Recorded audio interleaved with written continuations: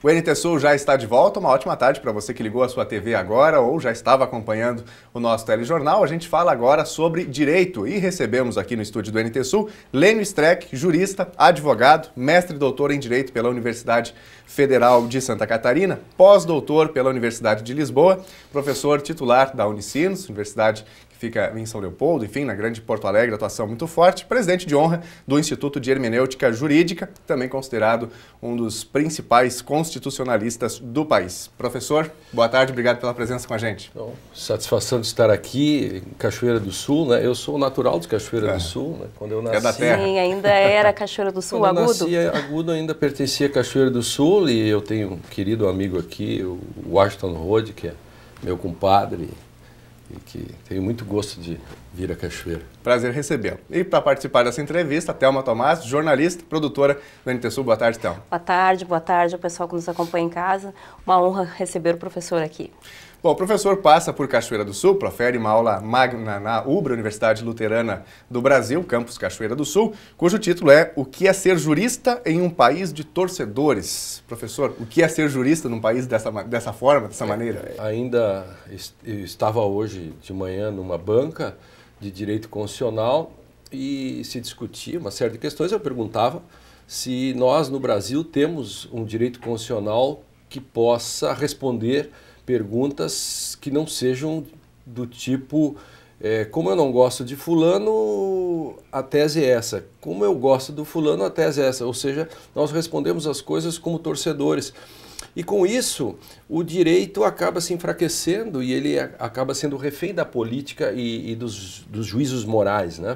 O direito sofre uma espécie de fagocitose, daquela célula que vai comendo. Só que a fagocitose ainda é uma coisa boa, mas no direito, quando o direito é fagocitado pela moral e pela política, nós não ficamos sem rumo, porque a grande conquista de 1949 para cá, depois da Segunda Guerra, foi exatamente dar fazer com que o direito filtrasse a moral e a economia e todas as questões. Claro. Por que a Europa é tão sólida em termos democráticos? E por que a América Latina é isto que está aí? Porque aqui as nossas respostas são sempre morais, políticas. O caso Bruno, vamos esfolá-lo. Pô, tem que primeiro perguntar, ele tem direitos pela Constituição e pelo Código de Processo? Foi bem aplicada? Estou pegando um caso desses porque é bom pegar casos duros. Foram assim, bem pontuais e isso. com grande exposição. Né? Então é isso que eu quero falar. Eu quero fazer uma história dos gregos, né? Desde o primeiro grande julgamento da história, que é na Oresteia, né? Orestes mata a própria mãe, e o que acontece, e como é que nós não aprendemos nada com os gregos. Os gregos eram muito melhores que nós, mesmo na mitologia. Ou principalmente na mitologia. Claro. Qual é o limiar, qual é o limite entre esses pensamentos ideológicos, essa passionalidade e a norma de fato, o direito à norma que regra, que regulamenta a nossa sociedade? Esse é um ponto, a tua pergunta é a grande pergunta do século XIX, do século XX, do século XXI. Ou seja, o que a gente faz com a moral, o que a gente faz com a política. Quando a gente faz o direito, cada um de nós dá um palpite, a gente elege um deputado, a gente elege uma constituinte, todos colocam lá os seus valores, suas ideologias. E aí nós chegamos a um consenso, no sentido de que, bom, nós vamos ter presunção da inocência. Daniel, Thelma, todos concordaram, os deputados, presunção da inocência. Que direito tem alguém, de forma unilateral, ou o próprio Supremo, contra o próprio texto da Constituição, dizer a presunção da inocência não é bem assim como os constituintes quiseram? Ou seja, os juízos morais dos integrantes do Supremo, ou dos juristas em geral, que se comportam como torcedores, né, dizem aquilo que eles estão pensando, como deveria ser a sociedade. E com isso a política começa também a ficar enfraquecida. Claro, a política não se ajuda muito, o real não se ajuda muito. Sem dúvida. Se a gente pegar... Agora, não adianta amaldiçoar a política ou criminalizá-la. Eu preciso da política. Agora, a política sozinho não anda, porque ela tem que ser regulada pelo direito. Agora, essa é a grande discussão contemporânea. O direito quando é feito, ele é prenhe de moral, política, ideologia. No momento em que ele é aplicado depois que ele está posto, ele é interpretável. Mas o que não se pode fazer é se substituir ao constituinte ou ao legislador. Os juízes e promotores, os ministros, eles não têm esse direito. Eles podem dizer, essa lei é inconstitucional, claro. Se a Constituição diz X e a lei diz Y, Sim. vale a lei. Agora, se a Constituição diz X e alguém diz, ela nem X diz, como assim? Ela diz X, vamos discutir o X. Então, essa discussão é... Não existe a justificativa de que o direito, por não ser uma ciência exata, é passível de várias interpretações. Sempre é passível de interpretações. Mas não é entendimentos pessoais, que comprometam a norma. Bate um coração no peito do juiz. O juiz não é um alface. O ministro supremo não é um alface. Ele tem um coração que uns batem mais ligeiro, outros batem mais devagar, fazem sístoles e diástoles. Sim. Eles têm sentimentos. Aleluia, tudo bem. Agora, então, se ele tem sentimentos, e tem, não quer dizer que ele possa se substituir ao legislador. Agora, ele não é uma alface, ele não é mecanicamente um escravo da lei. Então, há um espaço de interpretação, mas esse espaço de interpretação não vai além daquilo que, por exemplo, os limites da Constituição estabelecem. Esse é um ponto que a comunidade jurídica vai levar muito tempo ainda. Isso não quer dizer, para quem assiste que é do direito, eu não gosto muito de usar essa palavra, isso não quer dizer que nós tenhamos possibilidade de retornar ao século XIX, em que o juiz era proibido de interpretar. Longe disso. Sim. Agora, nem o juiz é escravo da lei e nem ele é o seu dono. E quando ele é escravo, é ruim. Dono, pior ainda. Agora, o que é pior, ser escravo ou dono da lei? É nesse fio da navalha que a gente procura, sabe quem? O Hermes da mitologia. Hermes era um semideus que fazia a intermediação da linguagem dos deuses com o comum dos mortais. Hermes ficou poderoso porque chegava a dizer dos deuses, contava para Telma, para Lênin, para todo mundo o que os deuses queriam dizer. Mas nunca se soube o que os deuses disseram. Sim. Sempre se soube só o que Hermes disse que os deuses disseram. Então, qual é o busilis aí, a gente controlar Hermes? Qual é a tarefa do direito? Qual é a minha tarefa como constitucionalista aqui, prego isso pelo mundo todo, faço isso no meu programa Direito e Literatura, eu faço TV, eu estou toda semana no ar, em todo o Brasil, no programa Direito e Literatura da TV Justiça, né? Quem liga no cabo vai me ver lá 3 vezes por semana. A tarefa é salvar o direito. Então, quando eu digo tudo isso, não é contra ninguém. Se não for por nada, é para salvar o seu emprego, eu digo para o jurista. Sim, digo, no fundo, sim. Quando eu faço críticas ao decisionismo, tudo isso, eu estou só tentando salvar, se não for por nada, salvar o seu emprego, salvar as coisas, porque se o direito é aquilo que os tribunais dizem que é, para que a gente vai estudar então? É verdade. Professor Lênio, um assunto que grita aos olhos no Brasil, uma das maiores operações talvez que a gente já viu na história do país envolvendo a política, é a Operação Lava Jato. Né? E o senhor recentemente teve, inclusive, um encontro com o Dr. Moro também. O juiz Sérgio Moro tem sido visto aos olhos da sociedade, talvez como um grande justiceiro, aquele que vai fazer ao senso comum, né? A justiça, vai colocar aquele colarinho branco na cadeia. Como é que o senhor vê a condução da Operação Lava Jato, os instrumentos que têm sido usados, prisões preventivas, enfim? Como é que o senhor avalia a condução dessa operação? O triste é o país que precisa de heróis, né? Então isso é o primeiro problema. Segundo, tudo isso poderia ser feito, não atirar fora a água com a criança junto, claro. Água suja com a criança junto. Acho que há exageros, tem avanços, obviamente, evidente. Que não se pode dizer que não tenha sido importante, não seja importante a Lava Jato. Ninguém é cretino ou imbecil para dizer isso. Agora, isso não quer dizer que, em troca da busca, do combate à corrupção e tudo isso, a gente entregue os dedos. Vão se usar 10, mas ficam os dedos. Qual é o problema? Hoje não temos nem mais prazo para prisão preventiva. Então, eu quero saber quando isso terminar e os resultados de tudo isso, né? E talvez seja um erro de conceituação, talvez a Operação Lava Jato, os seus artífices pensem que é possível extirpar a corrupção. A corrupção é impossível, o homem é mau, o homem tem que ser contido. A corrupção, você não atinge a essência dela, você tem que combater os corruptos. E quando você vai combater isso, você tem que cuidar para que as empresas não sofram, e os empregados das empresas não sofram pela corrupção feita pelos seus donos. Qual foi o grande erro de Sérgio Moro? Um dos grandes erros foi... o mais gritante deles nessa condução.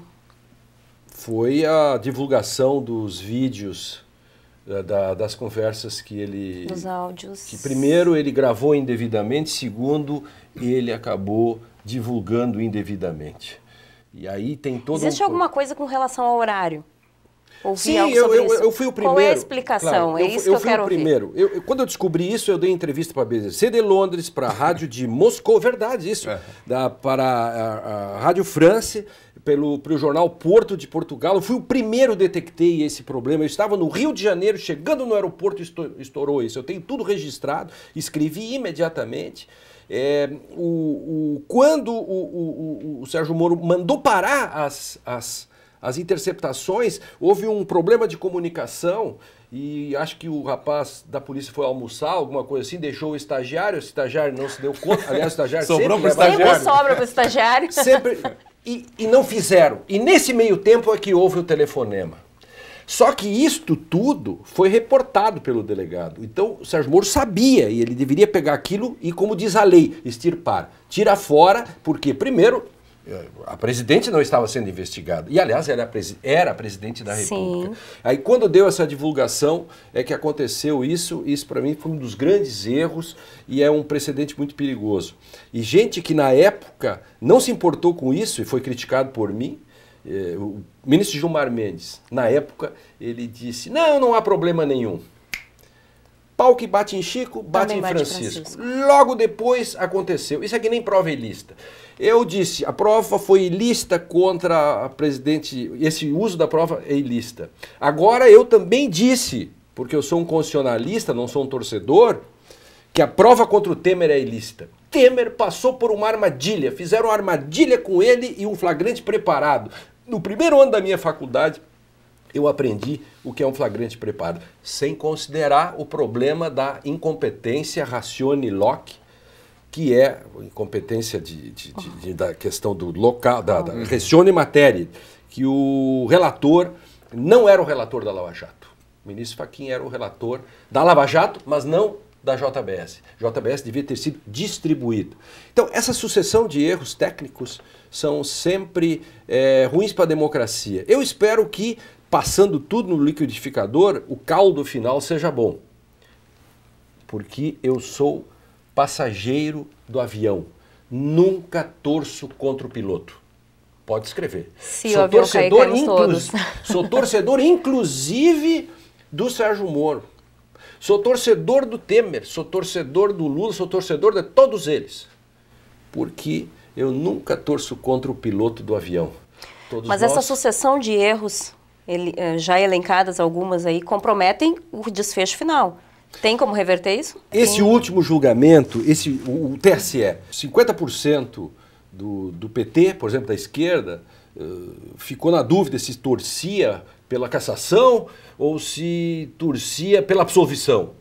Então, e os outros 50%, então ficou assim dividido. E os 50% que acabaram torcendo para que o Temer fosse cassado, e mesmo que isso custasse a chapa com a Dilma, a chapa inteira, os direitos políticos. E pior, custasse até mesmo o registro. Sim. Porque o que os petistas esqueceram é que se caça a chapa, PMDB e PT seriam caçados como partidos também, corriam esse risco.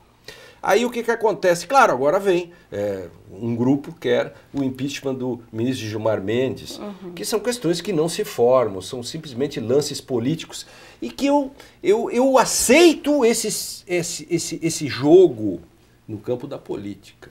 Agora, se você me disser, mas essa é uma questão jurídica, eu digo, mostre-me os dados. Como questão política, o ex-procurador-geral da República faz uma coletiva, vamos empichar o ministro Gilmar Mendes. Como lance político, genial. Agora, em termos jurídicos, frágil, muito frágil. Professor, quando a gente olhar para trás daqui a 15 anos, quando a gente lembrar lá de 2017, 2016, à luz do direito, o que nós vamos ver na história, esse momento de turbulência, da presidente que caiu, do vice que quase que caiu, foi cambaleando talvez até o fim do mandato, Operação Lava Jato, o que teremos aprendido com todo esse período? Eu espero que a comunidade jurídica, né, de onde se assenta, digamos, a questão da diferenciação, né, entre o palpite e a opinião, e eu respeito profundamente que a imprensa e todos façam suas avaliações e digam mata, esfola, assim não dá mais, essas coisas assim que são normais. Eu só não admito que alguém, como professor, porque o advogado faz agir estratégico, defendendo seu cliente. Mas quando ele não está defendendo um cliente e fala como jurista, ele tem a obrigação de falar de um lugar que não é o lugar do torcedor ou da política, etc. E se daqui a 15 anos nós vamos olhar para trás e vamos ter visto que não evoluímos. Nós podemos, de forma contingencial, por uma sorte da história, nos recuperar no sentido político, econômico. Mas, em termos jurídicos, nós vamos precisar muito mais do que isso. Eu penso que a comunidade jurídica não está conseguindo aprender nada disso. Principalmente quando a gente vê que quando é contra o nosso adversário, a gente tem uma opinião e não lhe dá os direitos. E quando é para um amigo da gente, a gente diz, mas é evidente que essa questão passionalidade, é assim. Né? Essa passionalidade, ela tem que ser suspensa pelo jurista. O jurista brasileiro se acostumou a falar aquilo que ele pensa. Eu nunca vou ao fórum pedir a opinião pessoal do juiz sobre uma causa. E nem o professor da faculdade. Professor da faculdade, quando vai falar para os alunos, por favor, esses dias eu fiz uma conferência, fui homenageado num congresso em João Pessoa, 2.600 pessoas, e o meu tema foi dizer o seguinte, eu peço desculpa para todos vocês. Eu vim aqui para falar uma coisa, demodê assim, eu peço desculpas, por favor, me perdoem, eu vim aqui falar sobre direito. Então, vocês vão ter a pachorra de ouvir eu falar um pouco sobre o direito, porque de política e moral, todas essas coisas, eu entendo pouco.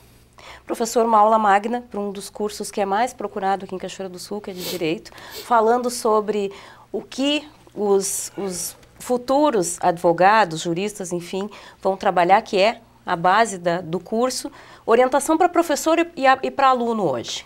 Estudar direito. Não desista, se livre da passionalidade, qual é o caminho para que a gente possa olhar para trás daqui a 15 anos sem tanto arrependimento. Seja passional ao defender o seu cliente, mas aí seja passional mesmo, porque você tem que defender o seu cliente. Agora, se você for juiz, promotor, se você tiver, ou como jurista, professor, aí você não pode ser passional. Então, o recado não existe intelectual bronzeado. Então, tem que estudar muito, e estudar direito. Direito, a faculdade é de direito. Se fosse ciência política, seria outra coisa. Aliás, ciência política a gente sai já cientista político. Eu sempre brinco com os meus amigos cientistas políticos, né? Diz assim, pô, o sujeito sai da faculdade de direito é bacharel. Aí sai da graduação já é cientista. Eu quero ser cientista político. Aí eu digo assim, se você quer fazer política, faça ciência política. Quer fazer sociologia? Quer fazer teologia? Quer fazer filosofia? Não que... Tudo isso é importante para analisar o direito. Filosofia, tudo isso. Eu sou da filosofia Cadeiras, do direito. Inclusive, obrigatórias estão no curso. Eu sou o jurista que mais livros, eu acho que tem publicados atualmente no Brasil, principalmente nesta área entre Constituição e hermenêutica. Eu sou insuspeito ou suspeito para falar disso, né? Agora, isso não quer dizer que ao analisar filosoficamente a Constituição, eu deixe de lado a Constituição. Claro. Essa é a base, a coisa mais importante, né? Claro. Conversamos aqui no NT Sul com o Lênio Streck, jurista e advogado, com um vasto currículo, né? Faz a sua aula magna em Cachoeira do Sul nesta semana. Thelma Tomaso, obrigado pela presença com a gente aqui. Obrigada, professor. Professor Lênio, tudo de bom, sucesso nas suas atividades. Obrigado, Daniel. Obrigado, Thelma.